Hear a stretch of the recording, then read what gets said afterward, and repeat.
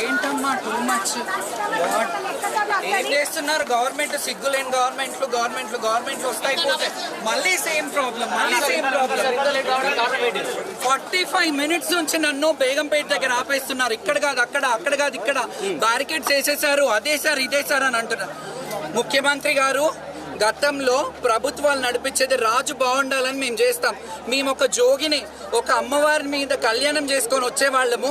మాకు ప్రయారిటీ ఇవ్వకపోతే నిజంగా ప్రభుత్వాలు ఉంటాయిపోతాయి. నేను చంద్రబాబు నాయుడు గారు, వైఎస్ఆర్ గారు, రాజశేఖర రెడ్డి గారు నుంచి చూశాను. ఇప్పుడు మీరు వచ్చారు.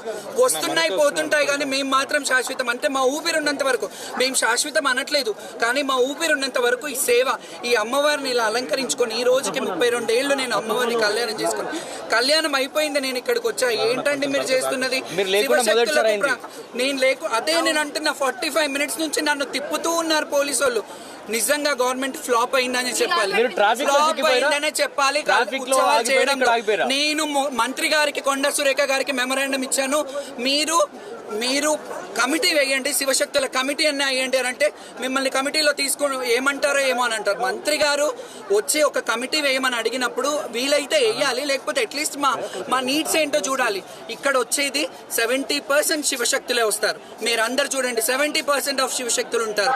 మేము అమ్మవారిని ఒంట్లో ఆవహించుకొని చెప్పి పిల్లలు పుడతారు, అక్కడికి వెళ్ళండి, ఆ నీళ్లు తాగండి, నీళ్లలో స్నానం చేయండి, గజ్జి తామర లాంటివి అమ్మవారి పలకలు అవుతాయి, అవన్నీ తగ్గుతాయని మేము ప్రచార సారథులుగా ఒక 30-35 ఏళ్ల నుంచి మేము ఇట్లా ఉన్నాం.